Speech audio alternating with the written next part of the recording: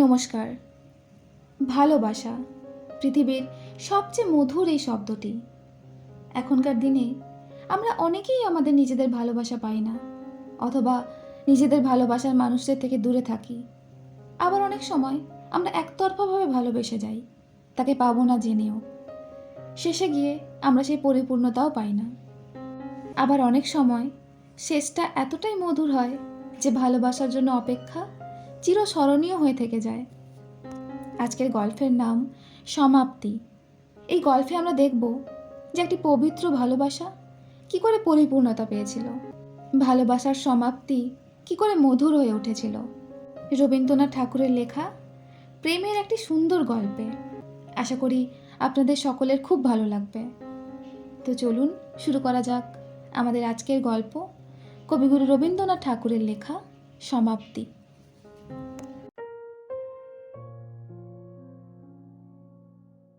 অপূর্ব Krishna BA পাশ করিয়া কলিকাতা হইতে দেশে ফিরিয়া আসিতেছেন। নদীটি ক্ষুদ্র, বর্ষা অন্তে প্রায় শুকাইয়া যায়। এখন শ্রাবণের শেষে জলে ভরিয়া উঠিয়া একেবারে গ্রামের বেড়া ও বাঁশঝাড়ের তলদেশে চুম্বন করিয়া চলিয়াছে। বহুদিন ঘন বর্ষার পরে আজ মেঘমুক্ত আকাশে রৌদ্র দেখা দিয়াছে। নৌকায় আসীন অপূর্ব কৃষ্ণের মনের ভিতরকার একখানি ছবি যদি দেখিতে পাইতাম তবে দেখিতাম। সেখানেও এই যুবকের মানুষ নদী নববর্ষায় কুলে কুলে ভরিয়া আলোকে জলজল এবং বাতাসে ছলছল করিয়া উঠিতেছে। নৌকা যথাস্থানে ঘাটে আসিয়া লাগিল। নদী তীর হইতে অপূর্বদের বাড়ির পাকা ছাদ গাছের অন্তরাল দিয়া দেখা যাইতেছে। অপূর্বের আগমন সংবাদ বাড়ির কেহ জানিত না, সেই জন্য ঘাটে লোক আসে নাই। মাঝি ব্যাগ লইতে উদ্যত হইলে অপূর্ব তাহাকে নিবারণ করিয়া নিজেই ব্যাগ হাতে লইয়া আনন্দ ভরে তাড়াতাড়ি নামিয়া পড়িল। নাবিবা মাত্র তীরে পিছল ছিল, ব্যাগ সমেত অপূর্ব কাদায় পড়িয়া গেল। যেমন পড়া অমনি কোথা হইতে এক সুমিষ্ট উচ্চকণ্ঠে তরল হাস্যলহরী উচ্ছ্বসিত হইয়া নিকটবর্তী অসৎ গাছের পাখিগুলিকে সচকিত করিয়া দিল। অপূর্ব অত্যন্ত লজ্জিত হইয়া তাড়াতাড়ি আত্মসংবরণ করিয়া চাহিয়া দেখিল তীরে মহাজনের নৌকা হইতে নতুন ইট রাশিকৃত করিয়া নামাইয়া রাখা হইয়াছে। তাহারই উপরে বসিয়া একটি মেয়ে হাস্যবেগে এখনই শতধা হইয়া যাইবে এমনই মনে হইতেছে। অপূর্ব চিনিতে পারিল তাহাদেরই নতুন প্রতিবেশিনীর মেয়ে মৃন্ময়ী। দূরে বড় নদীর ধারে ইহাদের বাড়ি ছিল। সেখানে নদীর ভাঙনে দেশ ত্যাগ করিয়া বছর 2-3 হইল এই গ্রামে আসিয়া বাস করিতেছে। এই মেয়েটির অখ্যাতির কথা অনেক শুনিতে পাওয়া যায়। পুরুষ গ্রামবাসীরা স্নেহ ভরে ইহাকে পাগলি বলে, কিন্তু গ্রামের গৃহিণীরা ইহার উচ্ছৃঙ্খল স্বভাবে সর্বদা ভীত চিন্তিত শোকান্বিত। গ্রামের যত ছেলেদের সহিতই আর খেলা। সমবয়সী মেয়েদের প্রতি অবজ্ঞার সীমা নাই। শিশুরাজ্যে এই মেয়েটি একটি ছোটোখাটো বর্গীর উপদ্রব বলিলেই হয়। বাপের আদরের মেয়ে কি না, সেই জন্য ইহার একটা দুর্দান্ত প্রতাপ। এই সম্বন্ধে বন্ধুদের নিকট মৃন্ময়ীর মা স্বামীর বিরুদ্ধে সর্বদা অভিযোগ করিতে ছাড়িত না। অথচ বাপ ইহাকে ভালোবাসে।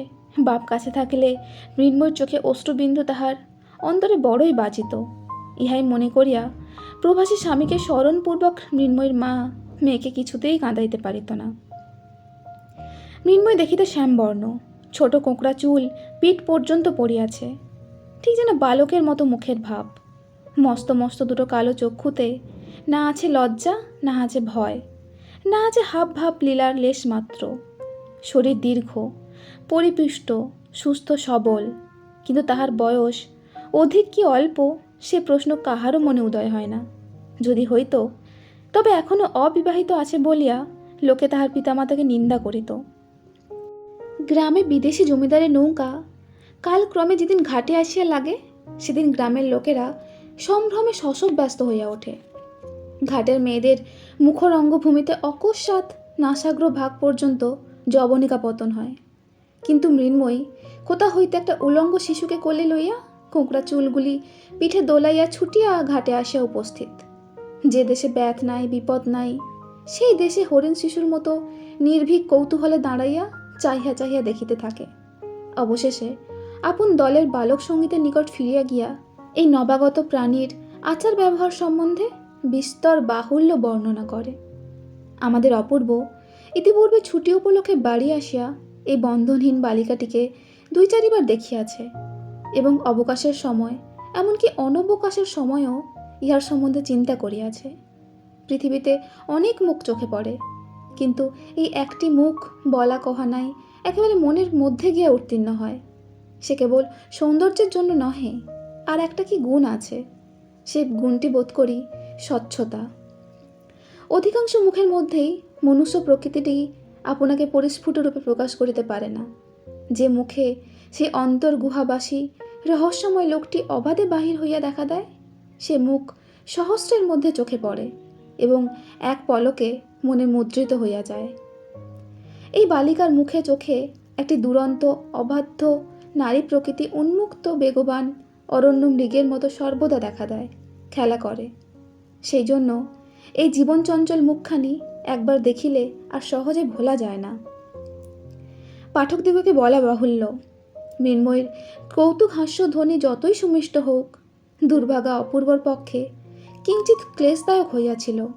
সে তাড়াতাড়ি মাঝির হাতে ব্যাগ সমর্পণ করিয়া রক্তিম মুখে দ্রুত বেগে গৃহ অভিমুখে চলিতে লাগিল। আয়োজনটি অতি সুন্দর হইয়াছিল। নদীর তীর, গাছের ছায়া, পাখির গান, প্রভাতে রৌদ্র, 20 বৎসর বয়স।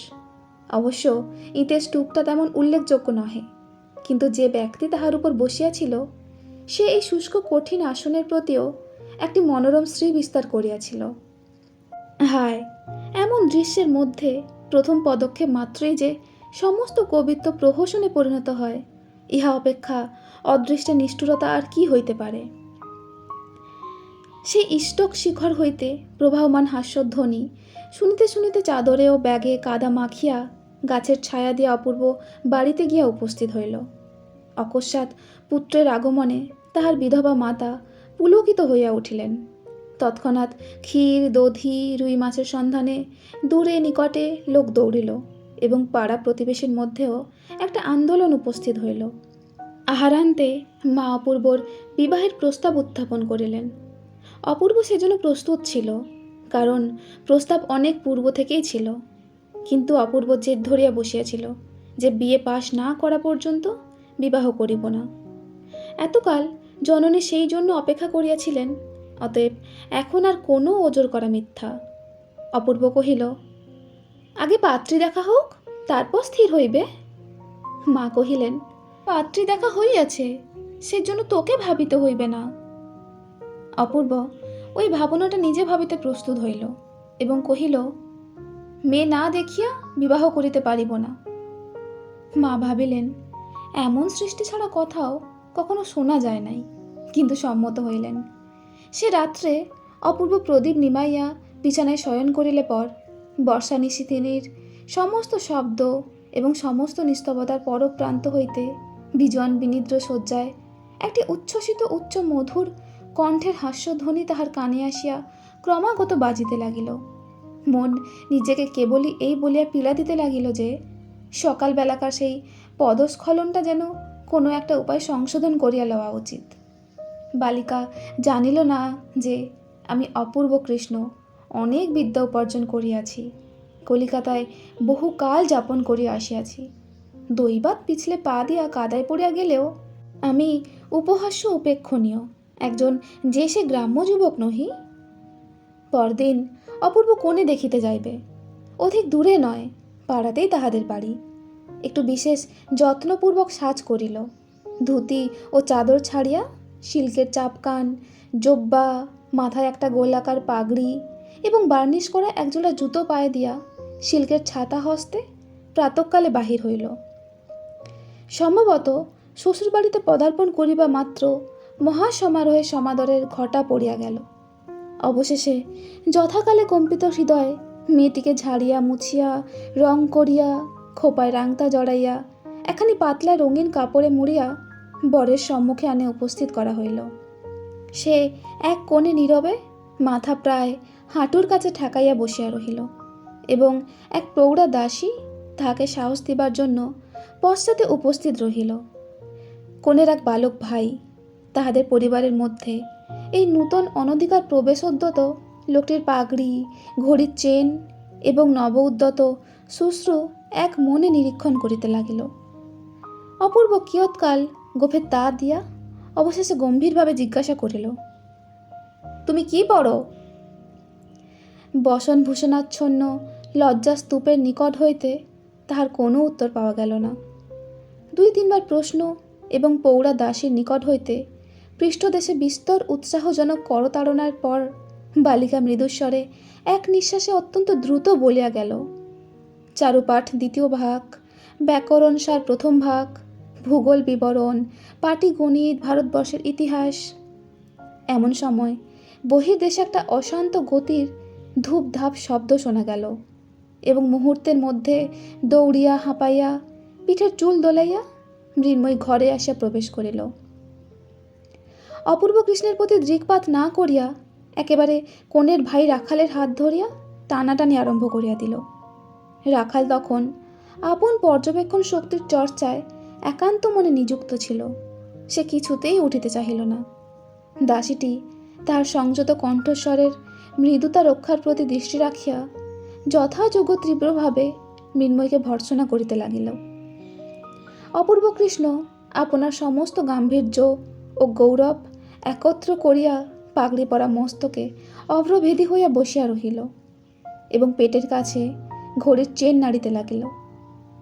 অবশেষে সঙ্গীটিকে কিছুতেই বিচলিত করিতে না পারিয়া তাহার পিঠে একটা সশব্দ চপেটাঘাত করিয়া এবং চট করিয়া কনের মাথার ঘোমটা টানিয়া খুলিয়া দিয়া ঝড়ের মতো মৃন্ময়ী ঘর হইতে বাহির হইয়া গেল।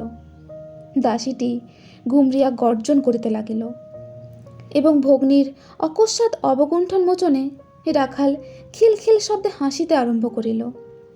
নিজের পৃষ্ঠের প্রবল চপেটাঘাত সে অন্যায় প্রাপ্য মনে করিল না, কারণ এরূপ দেনা পাওনা তাহাদের মধ্যে সর্বদাই চলিতেছে। এমনকি পূর্বে মৃন্ময়ীর চুল কাঁধ ছাড়িয়া পিঠের মাঝামাঝি আসিয়া পড়িত। রাখালই একদিন হঠাৎ পশ্চাৎ হইতে আসিয়া তার ঝুঁটির মধ্যে কাঁচি চালাইয়া দেয়। মৃন্ময়ী তখন অত্যন্ত রাগ করিয়া তার হাত হইতে কাঁচিটি কাড়িয়া লইয়া নিজের অবশিষ্ট পশ্চাতের চুল ক্যাঁচ ক্যাঁচ শব্দে নির্দয়ভাবে কাটিয়া ফেলিল। তাহার কোঁকড়া চুলের স্তবকগুলি শাখাচ্যুত কালো আঙ্গুরের স্তূপের মতো গুচ্ছ গুচ্ছ মাটিতে পড়িয়া গেল। উভয়ের মধ্যে এরূপ শাসন প্রণালী প্রচলিত ছিল। অতঃপর এই নীরব পরীক্ষা সভা আর অধিকক্ষণ স্থায়ী হইল না। পিণ্ডাকার কন্যাটি কোনো মতে পুনশ্চ দীর্ঘকায় হইয়া দাসীর সহিত অন্তঃপুরে চলিয়া গেল। অপূর্ব পরম গম্ভীরভাবে বিরল গুম্ফরেখায় তা দিতে দিতে উঠিয়া ঘরের বাহিরে যাইতে উদ্যত হইল। দ্বারের নিকট গিয়া দেখিল বার্নিশ করা নতুন জুতো জোড়াটি যেখানে ছিল সেখানে নাই এবং কোথায় আছে তাহাও বহু চেষ্টায় অবধারণ করা গেল না। বাড়ির লোক সকলেই বিষম বিব্রত হইয়া উঠিল এবং অপরাধীর উদ্দেশ্যে গালি ও ভর্ৎসনা অজস্র বর্ষিত হইতে লাগিল। অনেক খোঁজ করিয়া অবশেষে অন্য উপায় হইতে বাড়ির কর্তার পুরাতন ছিন্ন ঢিলা চটিজোতা পরিয়া প্যান্ডলন চাপকান পাগড়ি সমেত সুসজ্জিত অপূর্ব কর্দমাক্ত গ্রাম্য পথে অত্যন্ত সাবধানে চলিতে লাগিল।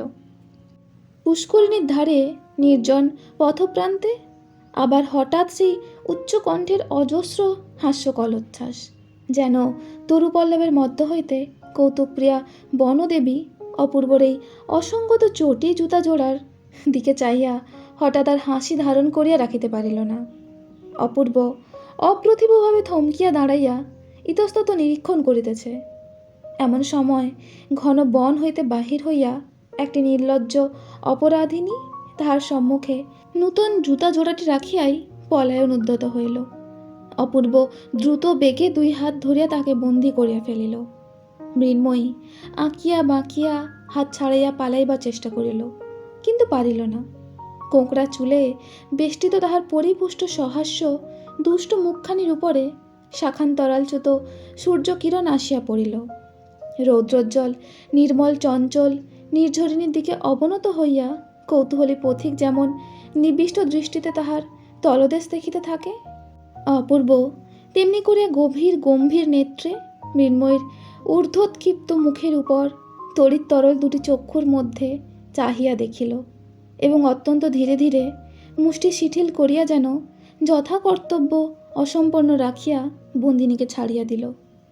অপূর্ব যদি রাগ করিয়া মৃন্ময়কে ধরিয়া মারিত, তাহা হইলে সে কিছুই আশ্চর্য হইত না। কিন্তু নির্জন পথের মধ্যে এই অপরূপ নীরব শাস্তির সে কোনো অর্থ বুঝিতে পারিল না।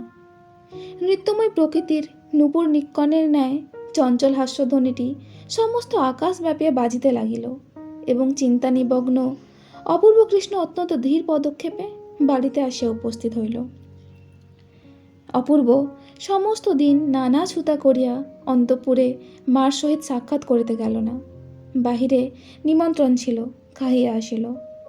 অপূর্বর মতো এমন একজন কৃতিবিদ্ধ গম্ভীর ভাবুক লোক একটি সামান্য অশিক্ষিত বালিকার কাছে আপনার লুপ্ত গৌরব উদ্ধার করিবার, আপনার আন্তরিক মাহাত্ম্যের পরিপূর্ণ পরিচয় দিবার জন্য কেন যে এতটা বেশি উৎকণ্ঠিত হইয়া উঠিবে তাহা বোঝা কঠিন। একটি পাড়াগের চঞ্চল মেয়ে তাহাকে সামান্য লোক মনে করিলেই বা কি? সে যদি মুহূর্তকালের জন্য তাহাকে হাস্যাস্পদ করিয়া তারপর তাহার অস্তিত্ব বিস্মৃত হইয়া রাখাল নামক একটি নির্বোধ নিরক্ষর বালকের সহিত খেলা করিবার জন্য ব্যগ্রতা প্রকাশ করে, তাহাতেই বা তাহার ক্ষতি কি? তাহার কাছে প্রমাণ করিবার আবশ্যক কি যে তিনি বিশ্বদীপ নামক মাসিক পত্রে গ্রন্থ সমালোচনা করিয়া থাকেন এবং তাহার তরঙ্গের মধ্যে এসেন্স, জুতা, রুবিনির ক্যাম্ফর, রঙিন চিঠির কাগজ এবং হারমোনিয়াম শিক্ষা একসঙ্গে একখানি পরিপূর্ণ খাতা নিশীতের গর্ভে ভাবি উষার ন্যায় প্রকাশের প্রতীক্ষায় রয়েছে। কিন্তু মনকে বোঝানো কঠিন এবং এই পল্লীবাসিনী চঞ্চলা মেয়েটির কাছে শ্রীযুক্ত অপূর্ব কৃষ্ণ রায় বিয়ে কিছুতেই পরাভব স্বীকার করিতে প্রস্তুত নহে। সন্ধ্যার সময় অন্তঃপুরে প্রবেশ করিলে মা তাহাকে জিজ্ঞাসা করিলেন, কেমন রে অপু, মেয়ে কেমন দেখলি? পছন্দ হয় তো? অপূর্ব কিঞ্চিত অপ্রতিভভাবে কহিল, মেয়ে দেখেছি মা, ওর মধ্যে একটিকে আমার পছন্দ হয়েছে। মা আশ্চর্য হইয়া কহিলেন, তুই আবার কটি মেয়ে দেখলি? অবশেষে অনেক ইতস্ততর পর প্রকাশ পাইল প্রতিবেশিনী শরতের মেয়ে মৃন্ময়ীকে তাহার ছেলে পছন্দ করিয়াছে। এত লেখাপড়া শিখিয়া এমনই ছেলের পছন্দ? প্রথমে অপূর্বর পক্ষে অনেকটা পরিমাণ লজ্জা ছিল। অবশেষে মা যখন প্রবল আপত্তি করিতে লাগিলেন তখন তাহার লজ্জা ভাঙিয়া গেল। সে রোষের মাথায় বলিয়া বসিল, মৃন্ময়ীকে ছাড়া আর কাহাকেও বিবাহ করিব না। অন্য জড়পুত্তলী মেয়েটিকে সে যতই কল্পনা করিতে লাগিল ততই বিবাহ সম্বন্ধে তাহার বিষম বিতৃষ্ণার উদ্রেক হইল। 2-3 দিন উভয় পক্ষে মান অভিমান, অনাহার অনিদ্রার পর অপূর্বই জয়ী হইল। মা মনকে বোঝাইলেন যে মৃন্ময় ছেলে মানুষ এবং মৃন্ময়ের মা উপযুক্ত শিক্ষাদানে অসমর্থ। বিবাহের পর তার হাতে পড়িলেই তাহার স্বভাবের পরিবর্তন হইবে এবং ক্রমশ ইহাও বিশ্বাস করিলেন যে মৃন্ময়ের মুখখানি সুন্দর। কিন্তু তখনই আবার তাহার খর্ব কেশরাশি তাহার কল্পনা পথে উদিত হইয়া হৃদয় নৈরাশ্যে পূর্ণ করিতে লাগিল। তথাপি আশা করিলেন, দৃঢ় করিয়া চুল বাঁধিয়া এবং জপজপে করিয়া তেল লেপিয়া কালে এ ত্রুটিও সংশোধন করিতে পারিবে। পাড়ার লোক সকলেই অপূর্বর এই পছন্দটিকে অপূর্ব পছন্দ বলিয়া নামকরণ করিল।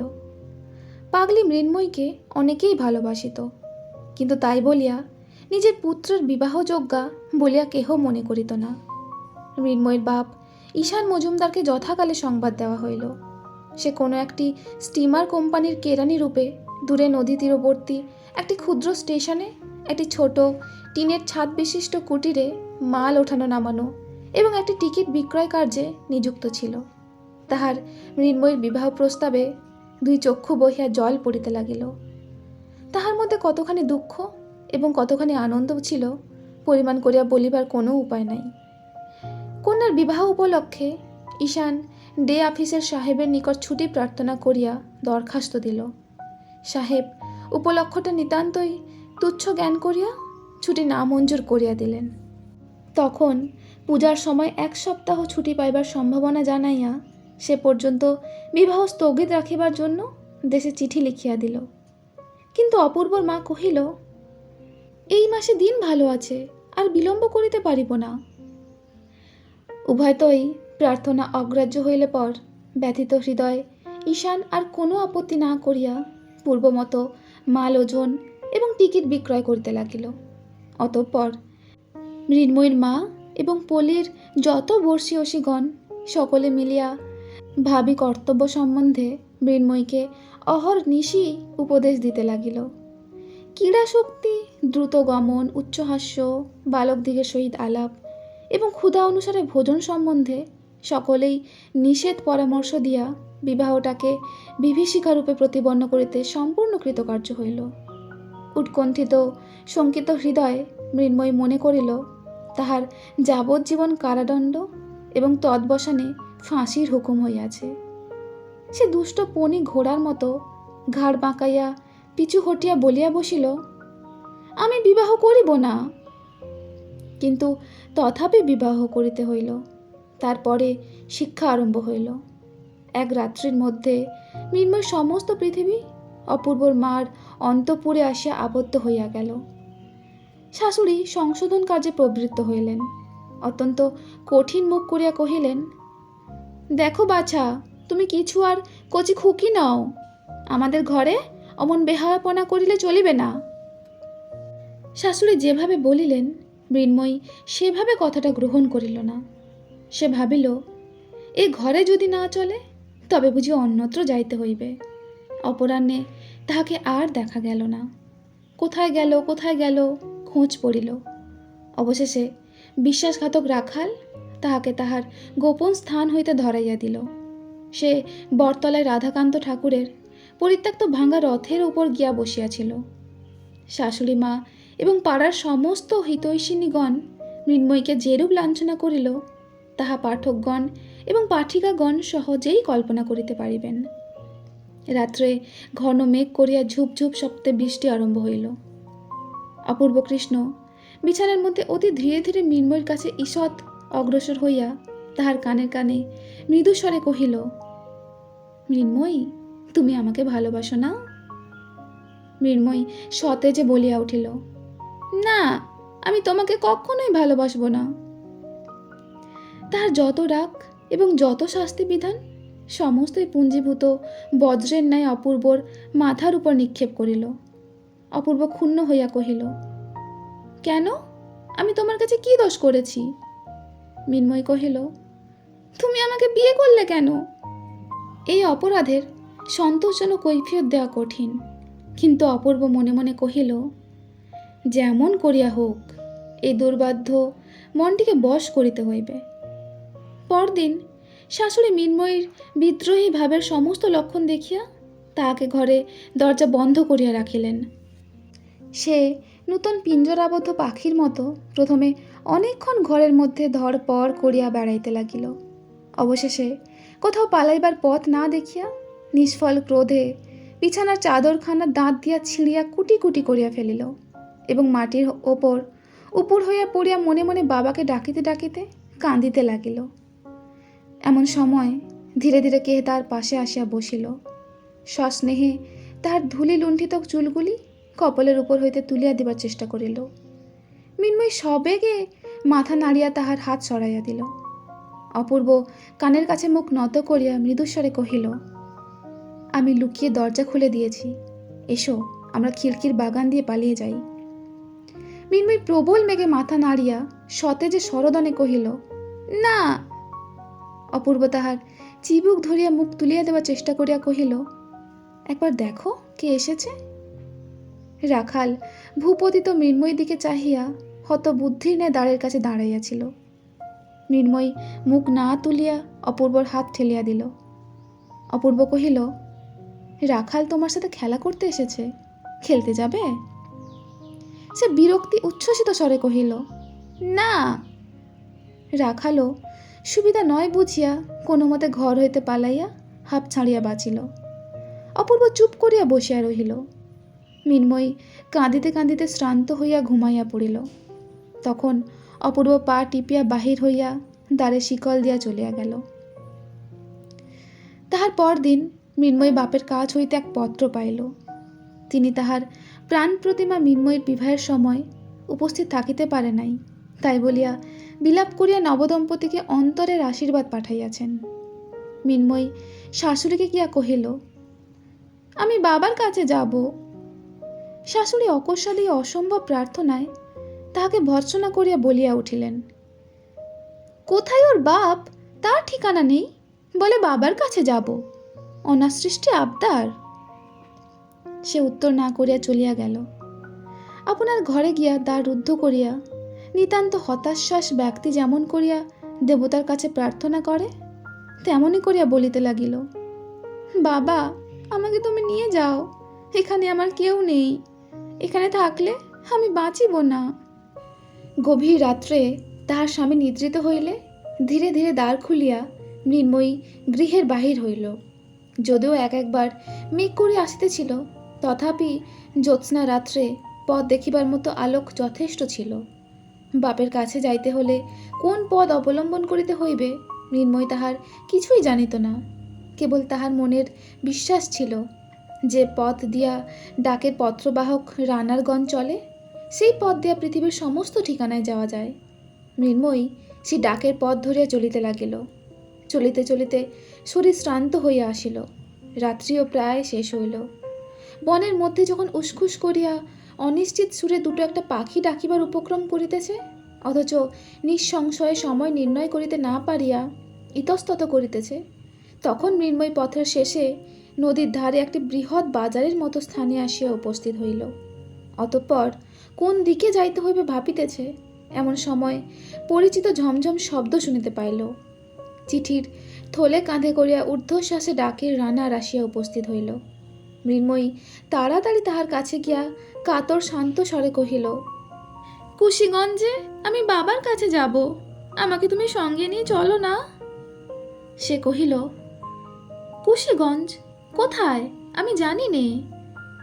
এই বলিয়া ঘাটে বাঁধা ডাক নৌকার মাঝিকে জাগাইয়া দিয়া নৌকা ছাড়িয়া দিল। তাহার দয়া করিবার বা প্রশ্ন করিবার সময় নাই। দেখিতে দেখিতে হাট এবং বাজার সজাগ হইয়া উঠিল। মৃন্ময়ী ঘাটে নামিয়া একজন মাঝিকে ডাকিয়া কহিল, মাঝি, আমাকে কুশিগঞ্জে নিয়ে যাবে? মাঝি তাহার উত্তর দিবার পূর্বেই পাশের নৌকা হইতে একজন বলিয়া উঠিল, আরে কে ও? মিনুমা, তুমি এখানে কোথা থেকে? মৃন্ময়ী উচ্ছ্বসিত ব্যগ্রতার সহিত বলিয়া উঠিল, বনমালী, আমি কুশিগঞ্জে বাবার কাছে যাব, আমাকে তোর নৌকায় নিয়ে চল। বনমালী তাহাদের গ্রামের মাঝি। সে এক উচ্ছৃঙ্খল প্রকৃতি বালিকাটিকে বিলক্ষণ চিনিত। সে কহিল, বাবার কাছে যাবে? সে তো বেশ কথা, চলো, আমি তোমাকে নিয়ে যাচ্ছি। মৃন্ময় নৌকায় উঠিল। মাঝি নৌকা ছাড়িয়া দিল। মেঘ করিয়া মুষলধারে বৃষ্টি আরম্ভ হইল।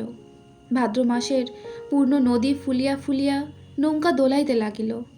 মৃন্ময়ীর সমস্ত শরীর নিদ্রায় আচ্ছন্ন হইয়া আসিল।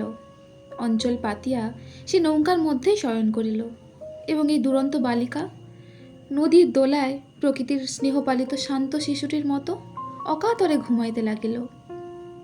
জাগিয়া উঠিয়া দেখিল সে তার শ্বশুর বাড়িতে খাটে শুইয়া আছে। তাহাকে জাগ্রত দেখিয়া ঝি বকিতে আরম্ভ করিল। ঝির কণ্ঠস্বরে শাশুড়ি আসিয়া অত্যন্ত কঠিন কঠিন করিয়া বলিতে লাগিল। মৃন্ময়ী বিস্ফারিত নেত্রে নীরবে তাহার মুখের দিকে চাহিয়া রহিল।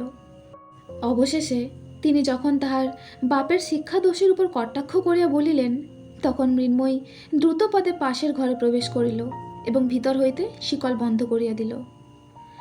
অপূর্ব লজ্জার মাথা খাইয়া মাকে আসিয়া বলিল, মা, বউকে 2-1 দিনের জন্য একবার বাপের বাড়ি পাঠিয়ে দিতে দোষ কি? মা অপূর্বকে বিশদ ভর্ৎসনা করিতে লাগিলেন এবং দেশে এত মেয়ে থাকিতে বাছিয়া বাছিয়া এই অস্থিদাহকারী দস্যু মেয়েকে ঘরে আনার জন্য তাহাকে যথেষ্ট গঞ্জনা করিলেন। সেদিন সমস্ত দিন বাহিরে ঝড় বৃষ্টি এবং ঘরের মধ্যেও অনুরূপ দুর্যোগ চলিতে লাগিল। তাহার পরদিন গভীর রাত্রে অপূর্ব মৃন্ময়ীকে ধীরে ধীরে জাগ্রত করিয়া কহিল, মৃন্ময়ী, তোমার বাবার কাছে যাবে? মৃন্ময়ী সবেগে অপূর্বর হাত চাপিয়া ধরিয়া সচকিত হইয়া কহিল, যাব। অপূর্ব চুপি চুপি কহিল, তবে এসো, আমরা দুজনে আস্তে আস্তে পালিয়ে যাই। আমি ঘাটে নৌকা ঠিক করে রেখেছি।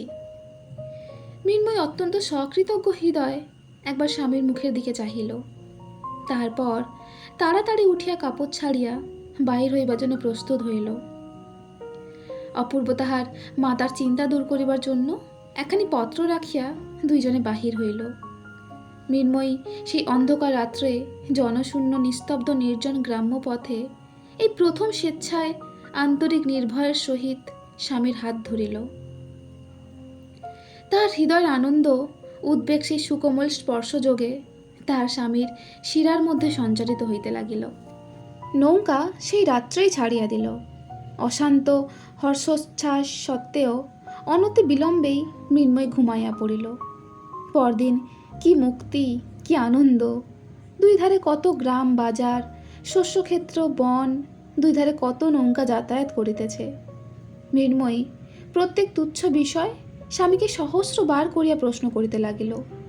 ওই নৌকা কি আছে, উহারা কোথা হইতে আসিয়াছে, এই জায়গার নাম কি, এমন সকল প্রশ্ন যাহার উত্তর অপূর্ব কোনো কলেজের বইতে পায় নাই এবং যাহা তাহা কলিকাতার অভিজ্ঞতায় কুলাইয়া ওঠে না। বন্ধুগণ শুনিয়া লজ্জিত হইবেন, অপূর্ব এই সকল প্রশ্নের প্রত্যেকটার উত্তর করিয়াছিল এবং অধিকাংশ উত্তরের সহিত সত্যের ঐক্য হয় নাই।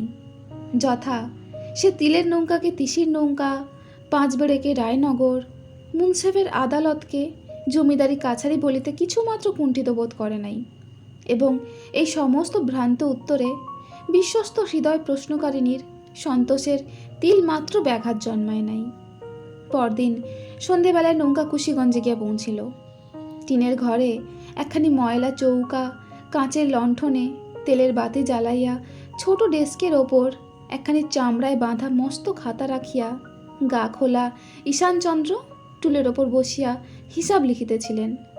এমন সময় নবদম্পতি ঘরের মধ্যে প্রবেশ করিল। মৃন্ময়ী ডাকিল, বাবা। সে ঘরে এমন কণ্ঠধ্বনি এমন করিয়া কখনো ধ্বনিত হয় নাই। ঈশানের চোখ দিয়া দর দর করিয়া অশ্রু পড়িতে লাগিল। সে কি বলিবে, কি করিবে, কিছুই ভাবিয়া পাহিল না। তাহার মেয়ে এবং জামাই যেন সাম্রাজ্যের যুবরাজ এবং যুবরানী। এই সমস্ত পাটের বস্তার মধ্যে তাহাদের উপযুক্ত সিংহাসন কেমন করিয়া নির্মিত হইতে পারে, ইহাই যেন তাহার দিশাহারা বুদ্ধি ঠিক করিয়া উঠিতে পারিল না। তারপর আহারের ব্যাপার, সেও এক চিন্তা। দরিদ্র কেরানি নিজ হস্তে ডাল ভাতে ভাত পাক করিয়া খায়। আজ এই এমন আনন্দের দিনে সে কি করিবে, কি খাওয়াইবে? মৃন্ময়ী কহিল, বাবা, আজ আমরা সকলে মিলিয়া রাঁধিব। অপূর্ব এই প্রস্তাবের সায় দিল এবং উৎসাহ প্রকাশ করিল। ঘরের মধ্যে স্থানাভাব, লোকাভাব, অন্নভাব, কিন্তু ক্ষুদ্র ছিদ্র হইতে ফোয়ারা যেমন চতুর্গুণ বেগে উত্থিত হয়, তেমনি দারিদ্র্যের সংকীর্ণ মুখ হইতে আনন্দ পরিপূর্ণ ধারায় উচ্ছ্বসিত হইতে লাগিল। এমনি করিয়া 3 দিন কাটিল। 2 বেলা নিয়মিত স্টিমার আসিয়া লাগে, কত লোক, কত কোলাহল।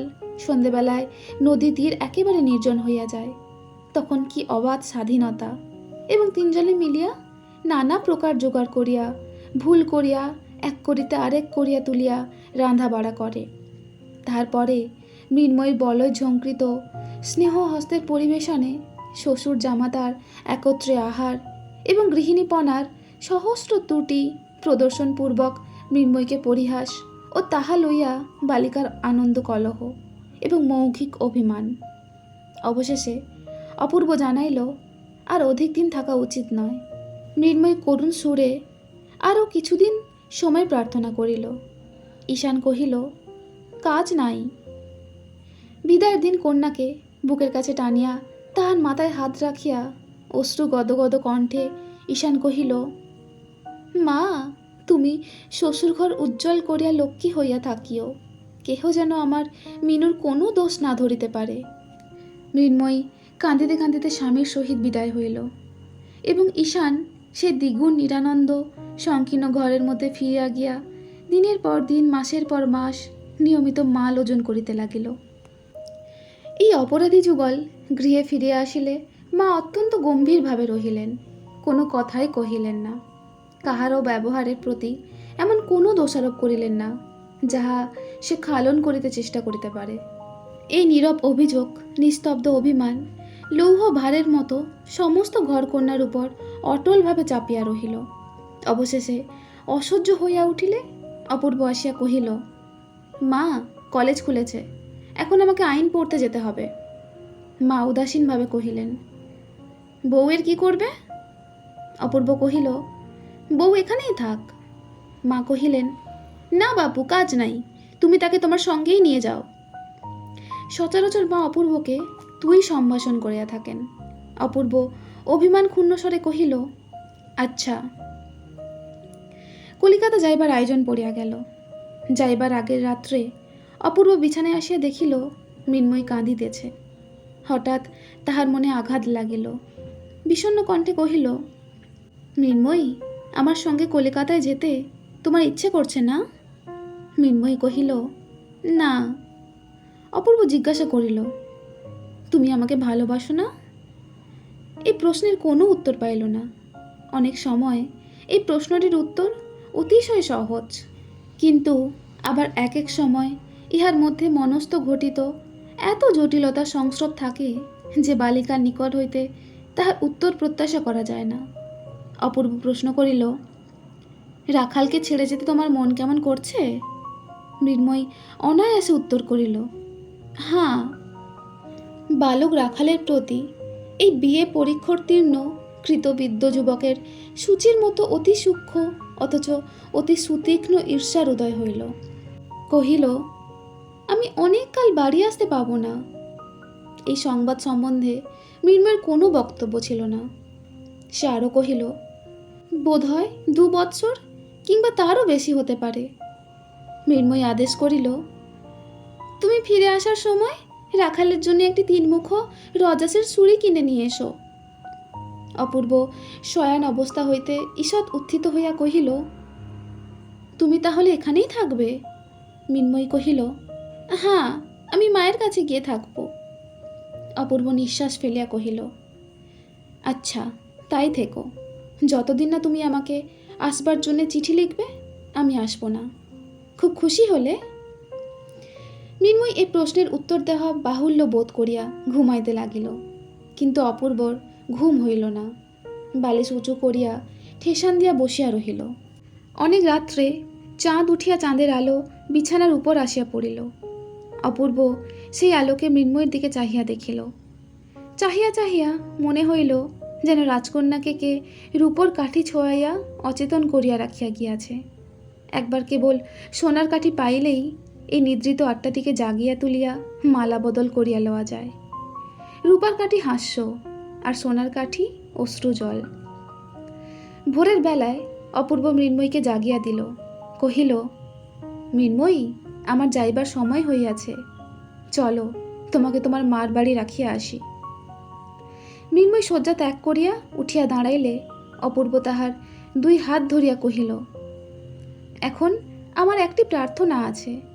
আমি অনেক সময় তোমাকে অনেক সাহায্য করিয়াছি, আজ যাইবার সময় তাহার একটি পুরস্কার দিবে? মৃন্ময়ী বিস্মিত হইয়া কহিল, কি? অপূর্ব কহিল, তুমি ইচ্ছা করিয়া ভালোবাসিয়া আমাকে একটি চুম্বন দাও। অপূর্বর এই অদ্ভুত প্রার্থনা এবং গম্ভীর মুখভাব দেখিয়া মৃন্ময়ী হাসিয়া উঠিল। হাস্য সংবরণ করিয়া মুখ বাড়াইয়া চুম্বন করিতে উদ্যত হইল। কাছাকাছি গিয়া আর পারিল না, খিলখিল করিয়া হাসিয়া উঠিল।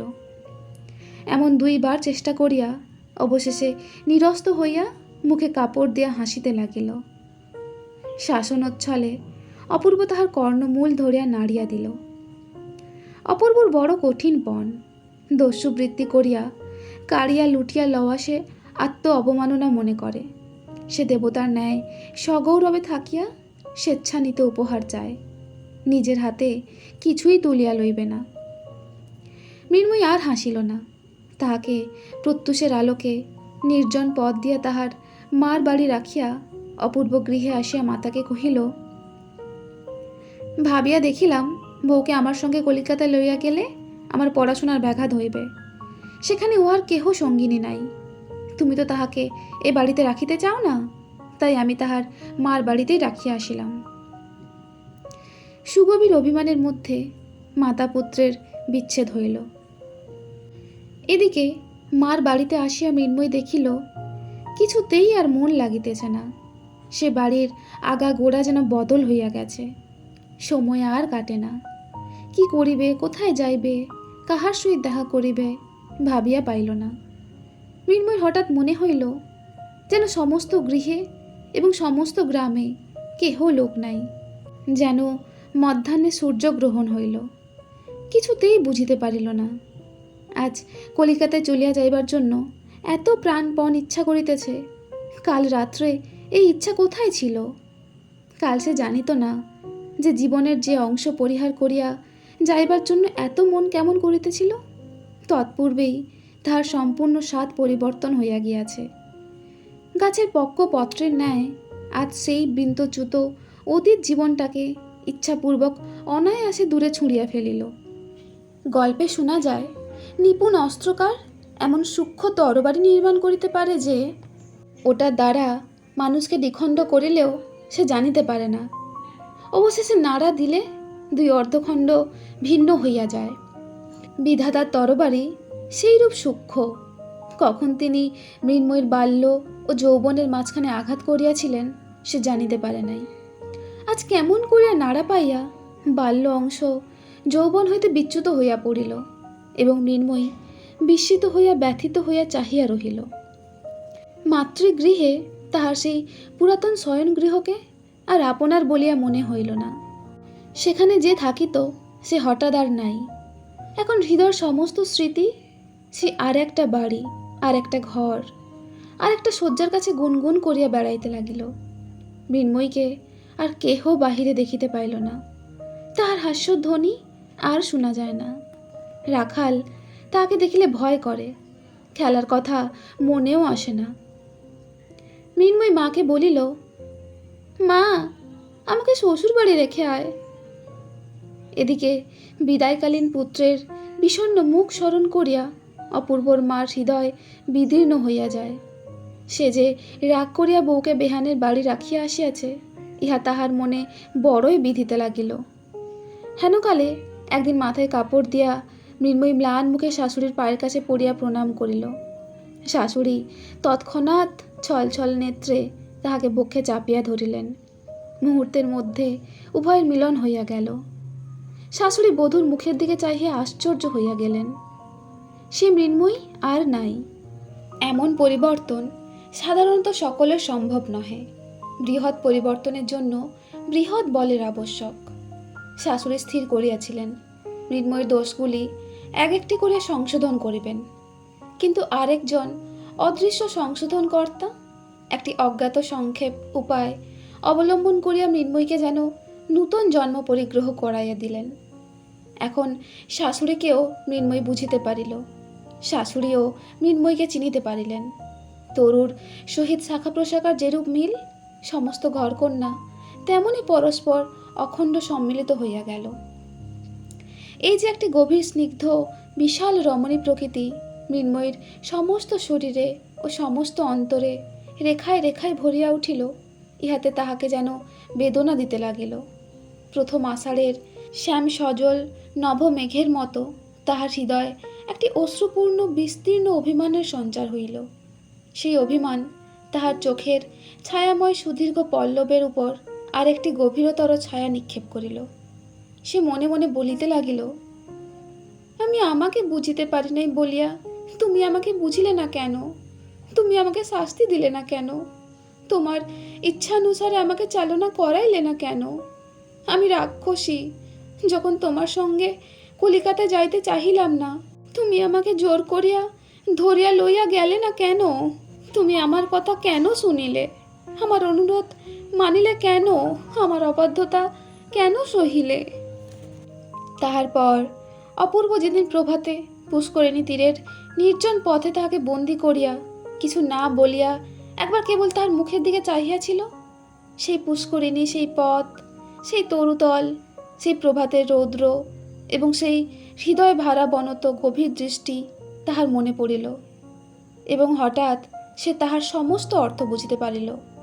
তাহার পর সে বিদায়ের দিনের যে চুম্বন অপূর্বর মুখের দিকে অগ্রসর হইয়া ফিরিয়া আসিয়াছিল, সে অসম্পূর্ণ চুম্বন এখন মরু মরীচিকা বিমুখী তৃষ্ণার্ত পাখির ন্যায় ক্রমাগত সেই অতীত অবসরের দিকে ধাবিত হইতে লাগিল। কিছুতেই তাহার আর পিপাসা মিটিল না। এখন থাকিয়া থাকিয়া মনে কেবল উদয় হয়, আহা, অমুক সময়টিতে যদি এমন করিতাম, অমুক প্রশ্নের যদি এই উত্তর দিতাম, তখন যদি এমন হইত।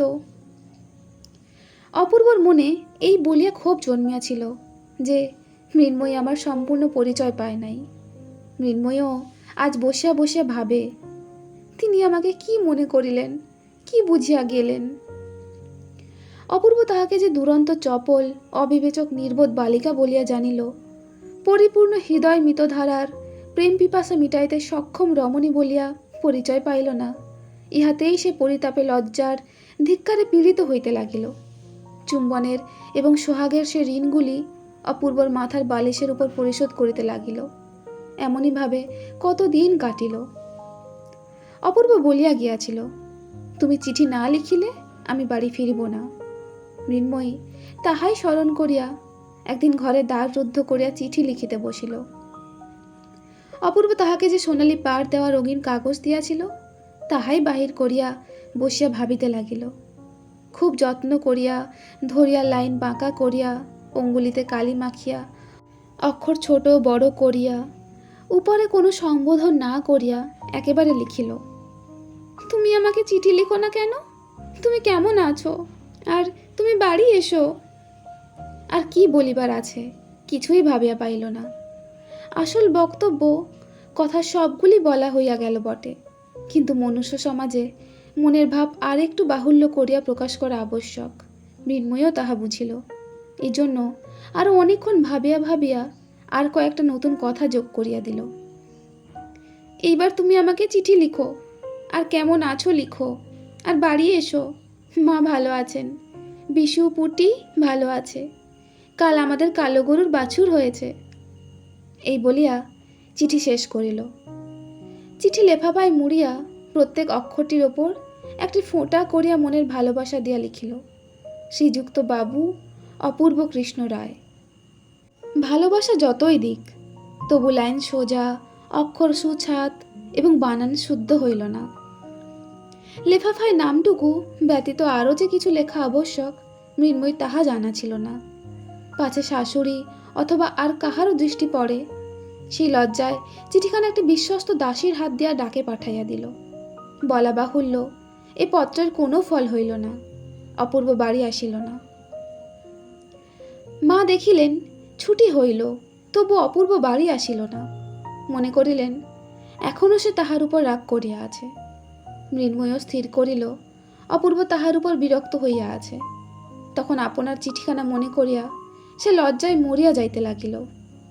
সে চিঠিখানা যে কত তুচ্ছ, তাহাতে যে কোনো কথাই লেখা হয় নাই, তাহার মনের ভাব যে কিছুই প্রকাশ করা হয় নাই, সেটা পাঠ করিয়া অপূর্ব যে মৃন্ময়ীকে আরও ছেলে মানুষ মনে করিতেছে, মনে মনে আরও অবজ্ঞা করিতেছে, ইহা ভাবিয়া সে স্বরবিদ্ধের ন্যায় অন্তরে অন্তরে ছটপট করিতে লাগিল। দাসীকে বারবার করিয়া জিজ্ঞাসা করিল, সে চিঠিখানা তুই ডাকে দিয়ে এসেছিস? দাসী তাহাকে সহস্রবার আশ্বাস দিয়া কহিল, হ্যাঁ গো, আমি নিজের হাতে বাক্সের মধ্যে ফেলে দিয়েছি। বাবু তো এতদিনে কোন কালে পেয়ে গেছে। অবশেষে অপূর্বর মা একদিন মৃন্ময়ীকে ডাকিয়া কহিলেন, বৌমা, অপু তো অনেকদিন বাড়ি এলো না, তাই মনে করছি কলকাতায় গিয়ে তাকে দেখে আসি গে।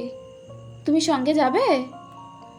মৃন্ময়ী সম্মতিসূচক ঘাড় নাড়িল এবং ঘরের মধ্যে আসিয়া দ্বার রুদ্ধ করিয়া বিছানার উপর পড়িয়া বালিশখানা বুকের উপর চাপিয়া ধরিয়া হাসিয়া নড়িয়া চড়িয়া মনের আবেগ উন্মুক্ত করিয়া দিল। তারপর ক্রমে গম্ভীর হইয়া বিষণ্ণ হইয়া আশঙ্কায় পরিপূর্ণ হইয়া বসিয়া কাঁদিতে লাগিল। অপূর্বকে কোনো খবর না দিয়া এই দুটি অনুতপ্ত রমণী তাহার প্রসন্নতা ভিক্ষা করিবার জন্য কলিকাতায় যাত্রা করিল। অপূর্বর মা সেখানে তাহার জামাই বাড়িতে গিয়া উঠিলেন। ওই দিন মৃন্ময়ীর পত্রের প্রত্যাশায় নিরাশ হইয়া সন্ধ্যাবেলায় অপূর্ব প্রতিজ্ঞা ভঙ্গ করিয়া নিজেই তাহাকে পত্র লিখিতে বসিয়াছে। কোনো কথাই পছন্দ মতো হইতেছে না। এমন একটা সম্বোধন খুঁজিতেছে যাহাতে ভালোবাসাও প্রকাশ হয় অথচ অভিমানও ব্যক্ত করে। কথা না পাইয়া মাতৃভাষার উপর অশ্রদ্ধা দৃঢ়তর হইতেছে। এমন সময় ভগ্নিপতি নিকট হইতে পত্র পাইল, মা আসিয়াছেন, শীঘ্র আসিবে এবং রাত্রে এখানেই আহারাদি করিবে। সংবাদ সমস্ত ভালো। শেষ আশ্বাস সত্ত্বেও অপূর্ব অমঙ্গল শঙ্কায় বিমর্ষ হইয়া উঠিল। অবিলম্বে ভগ্নির বাড়ি গিয়া উপস্থিত হইল। সাক্ষাৎ মাত্রেই মাকে জিজ্ঞাসা করিল, মা, সব ভালো তো? মা কহিলেন, সব ভালো, তুই ছুটিতে বাড়ি গেলি না কেন? তাই আমি তোকে নিতে এসেছি। অপূর্ব কহিল, সেজন্য এত কষ্ট করিয়া আসিবার কি আবশ্যক ছিল? আইন পরীক্ষার পড়াশোনা ইত্যাদি। আহারের সময় ভগ্নী জিজ্ঞাসা করিল, দাদা, এবার তোমার বউকে তোমার সঙ্গে আনলে না কেন? দাদা গম্ভীরভাবে কহিতে লাগিল, আইনের পড়াশোনা ইত্যাদি। ভগ্নিপতি হাসিয়া কহিল, ওসব মিথ্যা ওজোর, আমাদের ভয় আনতে সাহস হয় না। ভগ্নী কহিল, ভয়ঙ্কর লোকটাই বটে, ছেলে মানুষ হঠাৎ দেখলে আচমকা আঁতকে উঠতে পারে। এইভাবে হাস্য পরিহাস চলিতে লাগিল, কিন্তু অপূর্ব অত্যন্ত বিমর্ষ হইয়া রহিল। কোনো কথা তাহার ভালো লাগতেছিল না। তাহার মনে হইতেছিল, সেই যখন মা কলিকাতায় আসিলেন তখন মৃন্ময়ী ইচ্ছা করিলে অনায়াসে তাহার সহিত আসিতে পারিত। বোধ হয় মা তাহাকে সঙ্গে আনিবার চেষ্টাও করিয়াছিলেন, কিন্তু সে সম্মত হয় নাই। এ সম্বন্ধে সংকোচবশত মাকে কোনো প্রশ্ন করিতে পারিল না। সমস্ত মানব জীবন এবং বিশ্ব রচনাটা আগাগোড়া ভ্রান্তি সংকুল বলিয়া বোধ হইল। আহারান্তে প্রবল বেগে বাতাস উঠিয়া বিষম বৃষ্টি আরম্ভ হইল। ভগ্নী কহিল, দাদা, আজ আমাদের এখানেই থেকে যাও। দাদা কহিল, না, বাড়ি যেতে হবে, কাজ আছে। ভগ্নিপতি কহিল, রাত্রে তোমার আবার কিসের কাজ? এখানে এক রাত্রি থেকে গেলে তোমার তো কারো কাছে জবাবদিহি করতে হবে না। তোমার ভাবনা কি? অনেক পীড়াপিড়ির পর বিস্তর অনিচ্ছা সত্ত্বে অপূর্ব সে রাত্রি থাকিয়া যাইতে সম্মত হইল। ভগ্নী কহিল, দাদা, তোমাকে শ্রান্ত দেখাচ্ছে, তুমি আর দেরি করো না, চলো, শুতে চলো। অপূর্বরও সেই ইচ্ছা। শয্যাতলে অন্ধকারের মধ্যে একলা হইতে পারিলে বাঁচে। কথার উত্তর প্রত্যুত্তর করিতে ভালো লাগিতেছে না। শয়নগৃহে দ্বারে আসিয়া দেখিল ঘর অন্ধকার। ভগ্নী কহিল, বাতাসে আলো নেমে গেছে দেখছি, তা আলো এনে দেব কি দাদা? অপূর্ব কহিল, না, দরকার নেই, আমি রাত্রে আলো রাখি নে। ভগ্নী চলিয়া গেলে অপূর্ব অন্ধকারে সাবধানে খাটের অভিমুখে গেল। খাটে প্রবেশ করিতে উদ্যত হইতেছে, এমন সময় হঠাৎ বলয় নিক্কণ শব্দে একটি সুকোমল বাহুপাশ তাহাকে সুকঠিন বন্ধনে বাঁধিয়া ফেলিল এবং একটি পুষ্পপটুতুল্য ওষ্ঠাধর দস্যুর মতো আসিয়া পড়িয়া অবিরল অশ্রু জল সিক্ত আবেগপূর্ণ চুম্বনে তাহাকে বিস্ময় প্রকাশের অবসর দিল না। অপূর্ব প্রথমে চমকিয়া উঠিল, তাহার পর বুঝিতে পারিল অনেক দিনের একটি হাস্য বাধায় অসম্পন্ন চেষ্টা আজ অশ্রু জলধারায় সমাপ্ত হইল। তো এখানে শেষ হলো আমাদের আজকের গল্প, কবিগুরু রবীন্দ্রনাথ ঠাকুরের লেখা সমাপ্তি। গল্পটা শুনতে শুনতে আপনাদের কি এরকমটা মনে হয়েছিল যে সত্যি যদি আমাদের সাথে এমনটা ঘটতো, আমরা যাকে ভালোবাসি তাকে যদি সহজেই পেয়ে যেতাম, বা আমাদের সমাপ্তিটাও যদি এই গল্পের মতো এত সুন্দর হতো, তাহলে কতই না ভালো হতো। আমরা এখন অনেকেই আছি যারা নিজের ভালোবাসার মানুষদের থেকে দূরে থাকি, আবার এরকম অনেকেই আছে যারা জানে যে তারা যাকে ভালোবাসে তাকে কোনোদিনও পাবে না, তাও ভালোবেসে যায়। তাই সকলেই যেন তার ভালোবাসার মানুষের সাথে সারা জীবন আনন্দে কাটাতে পারে, এই প্রার্থনা করে শেষ করছি আমার আজকের গল্প সমাপ্তি। আমি আসবো পরের দিন আরও একটা নতুন গল্প নিয়ে। ততক্ষণ আপনারা সকলেই ভালো থাকবেন, সুস্থ থাকবেন। ধন্যবাদ।